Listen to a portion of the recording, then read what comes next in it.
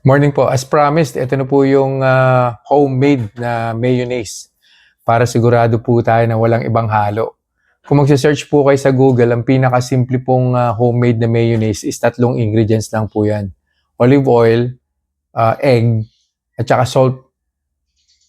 Or pwede rin pong vinegar instead na salt. Yan. So yan lang pong tatlo na yan.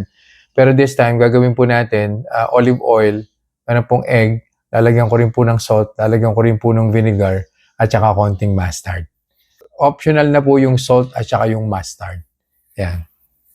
So, unahin ko na po muna yung egg.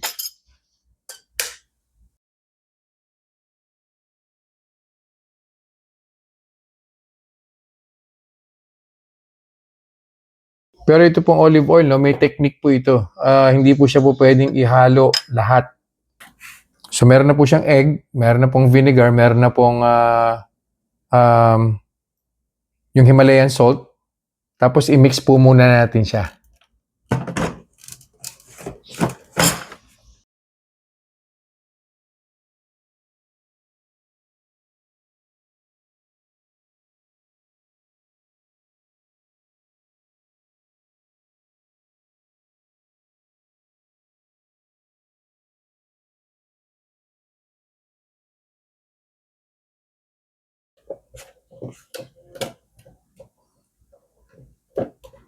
Yeah, mayonnaise na po siya.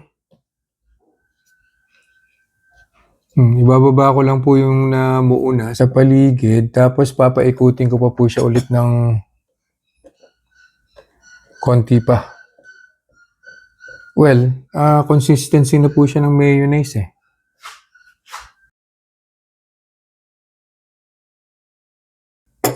Ang kalimutan ko yung ating mustard.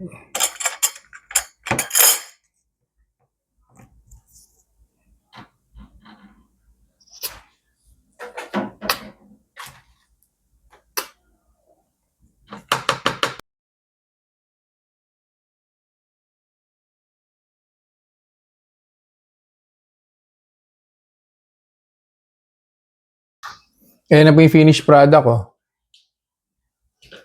Mayonnaise na mayonnaise naman, di ba?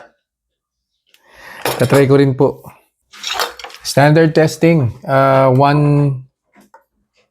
Yan. 1 tablespoon din po. Papapakin ko lang po siya. Tapos, tingnan po natin kung magkakaroon po ba ito ng blood sugar spike.